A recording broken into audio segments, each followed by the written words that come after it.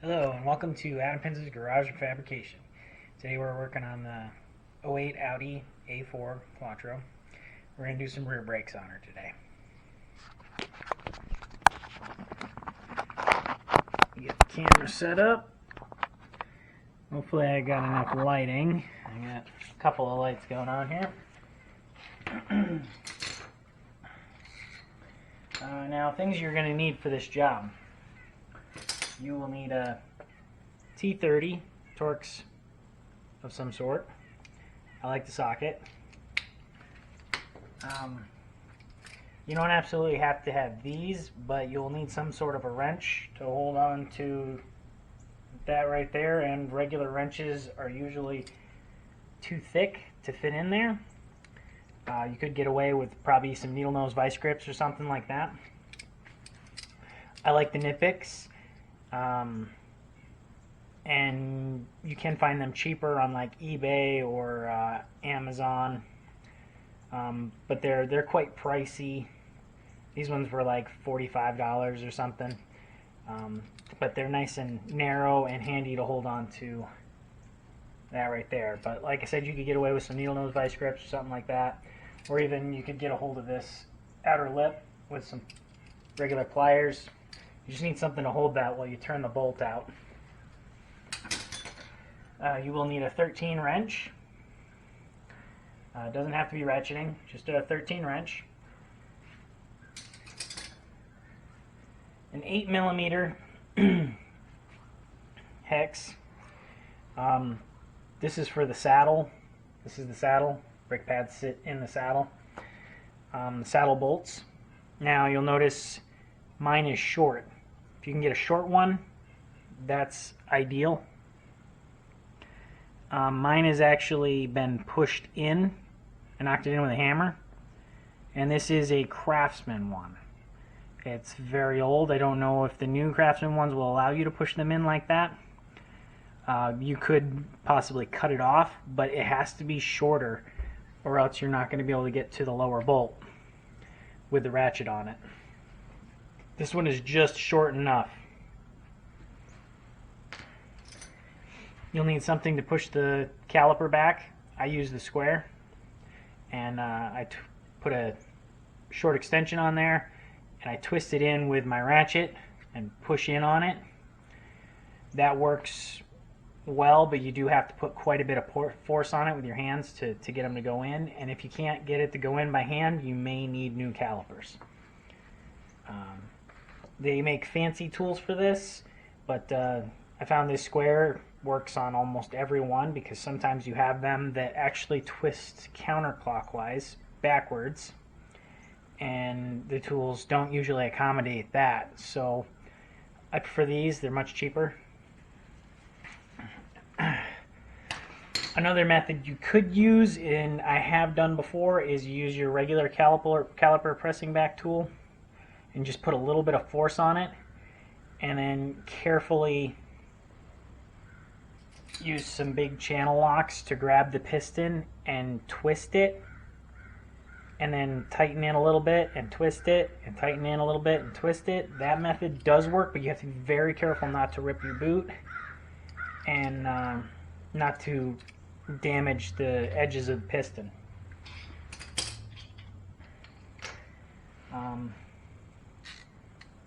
I've got a 13mm socket, just because it's easier to break the top bolt loose with that. My 3/8 ratchet,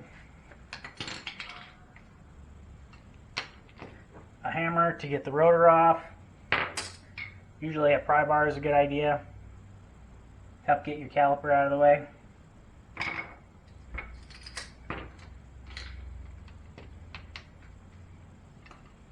And I'm going to use an angle grinder to clean everything up, but you could use, you know, a drill with a wire brush or whatever you've got access to.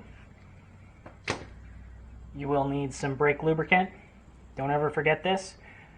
Do not use the ceramic stuff unless you're running a race car and you're going to take your brakes apart every 3 months or something.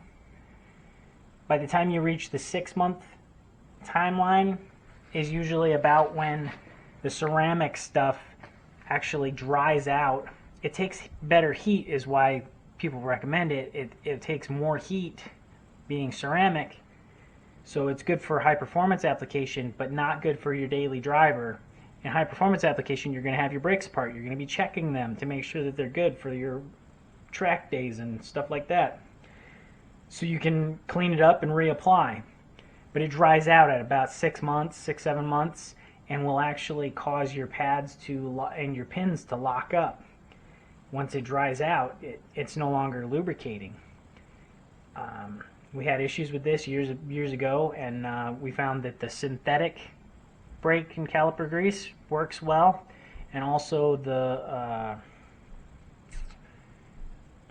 I can't think of the name of it, silicone type.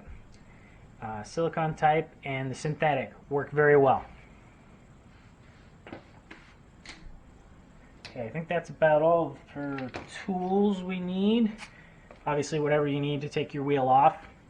If you got aftermarket wheels, then you probably got lock keys and spline drives and all kinds of different things. So what you use might be different from someone else. First thing I'm going to do is I'm going to break loose this bolt. Mine are coming out very nicely, but they don't always. Something you might want to invest in that works really well for this, and I'll go grab it so I can show you. I'm going to pause this camera. Okay, sorry about that. I forgot to grab this. This is called an impact driver. So all it does is got like a spring inside of it and like a ramp. And when you hit it with a hammer, it pushes in on it, and the ramp causes a twisting motion. So it turns the hammer hitting into a twisting motion, hence the name impact driver. This is a really nice snap-on one. I paid stupid money for it. But you could get away with a cheapo Harbor Freight one. They work plenty fine. I used a cheapo one for years, and it worked great. And then you'll need, they're usually 3/8 drive. My old one was a 1/2 inch drive, so you may need an adapter of some sort to adapt it down to a T30 or up to a T30 or whatever you need to do there. But if you have them stuck, that is a wonderful way to get them out. Now, another way that I found to get these out that usually works quite well, but not as well as the impact driver, if you happen to have a hammer drill. So if you have I have a DeWalt hammer drill, and I've been able to get those out, and like I said, it doesn't work as well as the impact driver, but it does work pretty well. It works a lot better than trying to use a screwdriver by hand. I used to use it to get quite a few of them loose successfully. So then if none of those work, or you don't have access to any of that, you can just drill the head of the bolt out, and you don't actually need that there. It's preferable because it holds your rotor in place so it doesn't spin on the hub and misalign all your bolt holes, make things more difficult. So it's ideal to keep that there, but you don't need it. Alright, so I'm going to pull a caliper off and I'll get back to you. Okay, so top bolt, easy enough to get to. I just used my 13mm on a 3/8 ratchet. You can take the top bolt right out, no problem. The lower one is the issue. So that's why I said get yourself a 13mm wrench. And so I just held on to my pins with my nip picks, loosened up the bolts. Top bolt will come right out. Bottom one, if you use a wrench, then you can just push the pin in. I don't know if you can see that or not. Hopefully you can. You just kind of push the pin in, and you can leave the bolt right in the caliper itself. It does not have, you don't have to pull this cable out. it can be a pain to pull that cable. If you have troubles with the bolt, then you may need to pull the cable. But as long as the bolt is not seized in there, you should be perfectly fine. And so now I'm going to pry our caliper off gently and swing it aside. Next step is going to be our saddle bolts. They're kind of a little bit hidden. The saddle goes in quite a ways. Usually your saddle bracket doesn't go in quite so far, but it's actually like right here, back in here is the top one. Top one is easy enough to get to. It's not a big deal.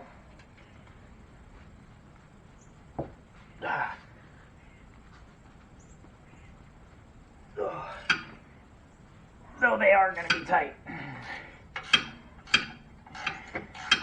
That's where all the braking force is transferred through. So those will be quite tight. Alright. Now I'm going to pause that and I'll show you the lower bolt in a minute. Okay. Here we go. See, there's our top bolt. That one's easy to get to. You can just pull it out. No problem there. The bottom one is down between the knuckle and the CV shaft. The ratchet is currently on it. So you can see the shock absorber is a little bit in the way. If you don't have access to a lower profile 8mm hex, then you could just remove the shock and get that out of your way. But it's easier if you have a lower profile. Then you don't have to mess with the shock absorber at all. And as you can see, this is how I access it. So I'll get those out of there and I'll get back to you. Okay, I've got the saddle off. Now I'm putting it back together. Nope, there are two different length bolts. The long one is the bottom one. The short one is the top one. Be aware of that. Here's where the hammer comes in. I prefer a 32-ounce ball peen. Seems to work really well. And I like to hit this area first. Careful not to hit any of your actual flange areas. But see how that just popped right off of there? Does not always go that well. But usually if you give it a couple of good hits right there, it should pop off. As long as it's not corroded on there too badly. Now we have our flange face. See all the rust around it? That's why I need this guy.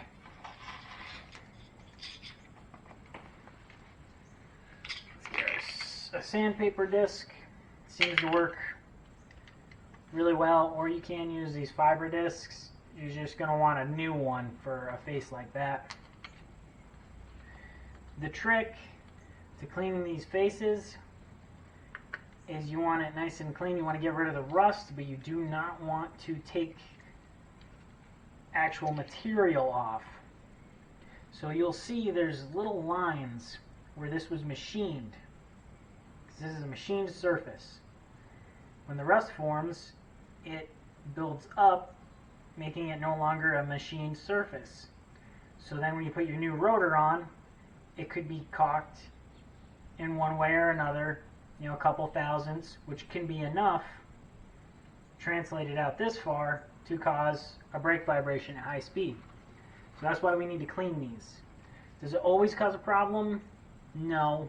Sometimes it does form equally and you get away with it, but there are several occasions where you will run into, you put a brand new rotor on and it's vibrating and you don't know why. It's most likely because you did not clean this surface. Another thing to watch out for is make sure that you torque your wheels evenly.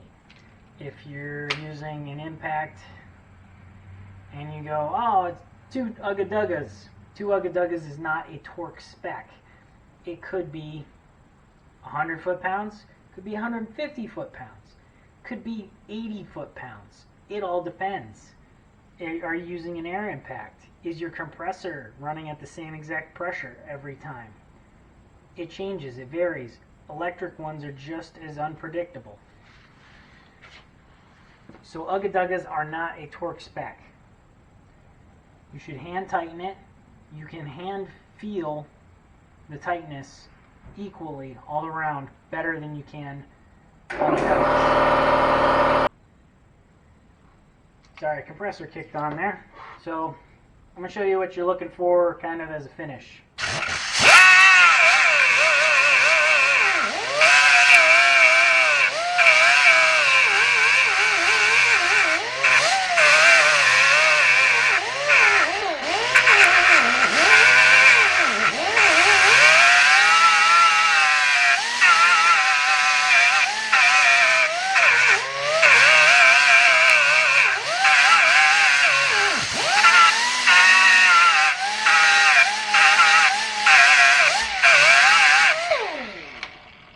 So that's the proper way to metal finish.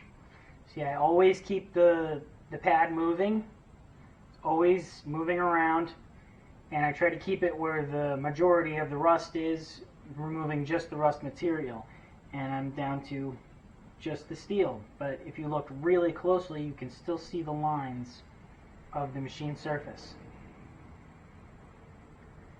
I was going to say something else, and I forgot.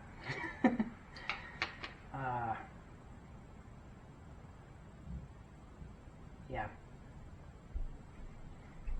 Another thing you can clean up is around this, where your wheel sits. If you're having troubles with your wheels coming on and off, just give that a light skim, clean all the corrosion off of that, and your wheels will pop on and off more easily. Yeah, just be careful not to take too much material off of this. If you did that, that could do the same thing as leaving the rust on and cause you to have brake vibrations. So always be careful cleaning that properly. And like I said, a wire brush, I mean, even if you didn't take it down to a nice finish like I did, taking the majority of the rust off usually will alleviate that problem.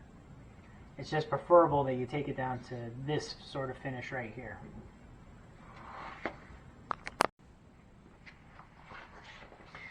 Alright, got my hub cleaned, got my rotors on. Now is a good time to put some anti-seize, or I just use brake lube, on that bolt before I put it in. I forgot to do it on the other side, and I'm probably going to regret it one day, but just to make sure it doesn't stick in there. Do not use them on your lug nuts. Don't lubricate your lug nuts. You can use a penetrant that will go away in a little while. You know, like, I won't say WD-40 because it causes rust, but some type of a penetrant is fine. Just don't use anti-seize or anything like that, because then it becomes easier for that lug nut to work its way loose.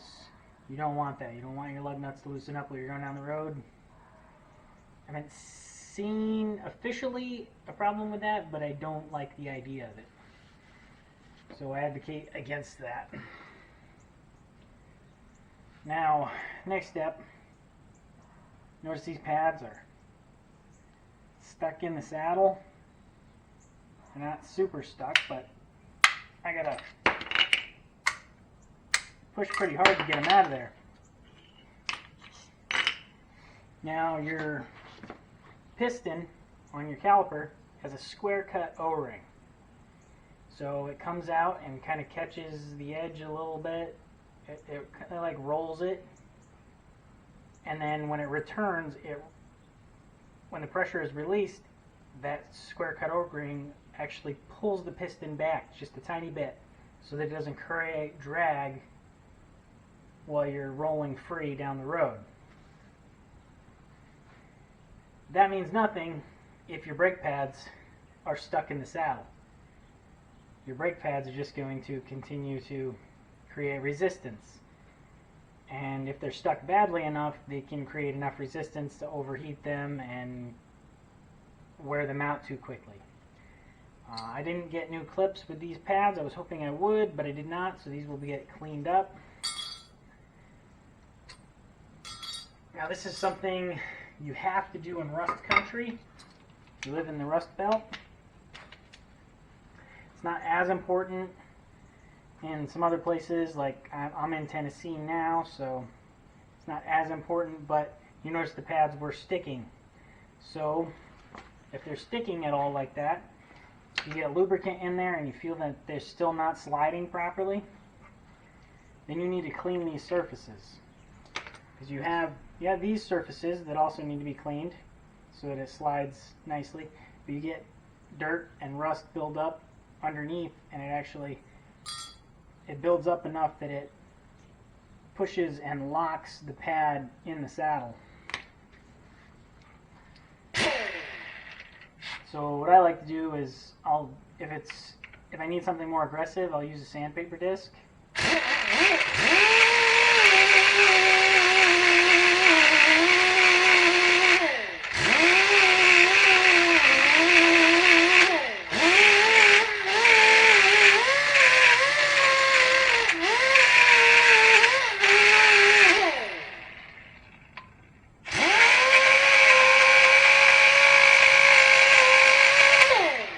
And I try to get all the angles that I can. And I just got the majority of it. And then now I'm going to use a softer disc.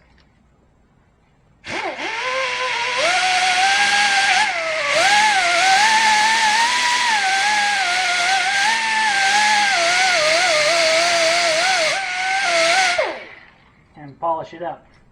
So now we don't have that lifted rust surface on there. And then I'll clean these up. You can try to get in between here, but it's usually difficult.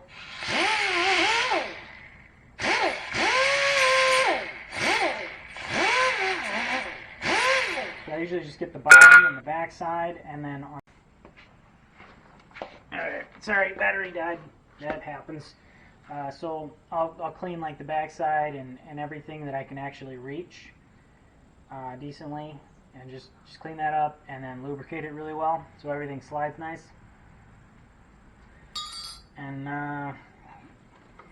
another thing to pay attention to, your slide pins. Even if they move freely, you always want to put a little bit of lubricant on there. Not too much, and I'll show you what I mean. You just want to slip a little bit on there, just kind of coat it. If you use too much, you will find, see, that's a good amount right there. You always want to lube these. See, it slides nice. Now if you use too much, you'll find that it will hydrolock and it doesn't want to push in all the way.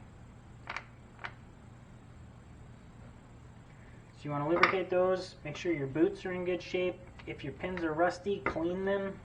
Make sure everything moves nice and free. And what will happen if these do not move is you will have your inside pad wear premature to your outside pad. A lot of people like to blame this on the caliper, but if a caliper is bad, it is going to be equally distributing force on both sides.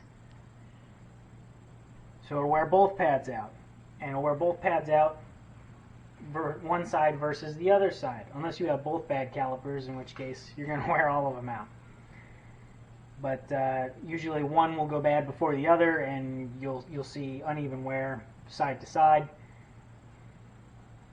The slide pins, if they're stuck, they don't allow the caliper to slide over. So it can't apply force to the outside pad. The piston is moving, the caliper is not. So the piston will chew the inside pad off. So that's a common misconception that I've heard people. Alright, I apologize for my battery situation. Apparently I need to get some new ones. My spare battery Did not last very long at all. So I'm going to wrap this up. I've already got my saddle bolted in. Short bolt on the top, long bolt on the bottom. Remember that. I did neglect to mention I only used the ratchet to get that bottom bolt loose and to get it tight. Once it was loose, you can reach it from the bottom with this pair of pliers, and I twisted this guy till it came out, and then the same thing going in, and so that worked for that. Your pads don't need to be like super loose, and actually if they slop back and forth, that can cause problems. So you want them snug in the saddle, but you want them to move nice and smooth. It shouldn't fight you. So that's what you're looking for there. It's not super tight in there, but it moves nice and smooth, nice and free. Another thing watch out for is when you're pressing back your caliper. Let's try to get a better angle on here. Hopefully that's better, but I forgot to turn on my other light. Let's do that. When you're turning back your caliper, don't do it too quickly. If you see your boot catch and twist, it can tear, so you might need to back up a little bit, untwist it, and then keep going. You might need to do that a few times. If the boot swells up and it sticks out past the piston, that's just because there's air trapped in there. And what you'll need to do is you just take a screwdriver. Don't use a knife. This knife is really dull. This is just for visual. And you'll need to reach in and just pull up on the edge of it, and it'll unballoon. It'll just let all the air pressure out, and it'll settle back in the way that it's supposed to. If you put that boot on there, or put the caliper on with the boot twisted or anything like that, it can tear the boot, and then you'll get water and dirt all around your piston and rust up your piston, cause your piston to lock up. And then you won't be able to push it back and reuse it next time. So it's important not to damage that boot. And if you let it balloon out and it sticks out past the piston, when you go to slide the caliper on, I've seen where the boot got caught on the edge of the pad and got between the piston and the pad. That ruined the boot. So, that's the things to watch out for while you're doing that operation. And like I said, be very careful when you are... I just pull it away from the piston, just enough, and you'll know. It'll very carefully do that, and you'll know it'll just let all the air out of it, and it'll just suck right back in. And you might need to just give it a little poke to help it fall back into its shape. And that's a rear brake job. Everything you need to know about doing a professional brake job on your Audi A4. Yeah, I'm going to put this together off camera and save you the boring bits and keep on wrenching.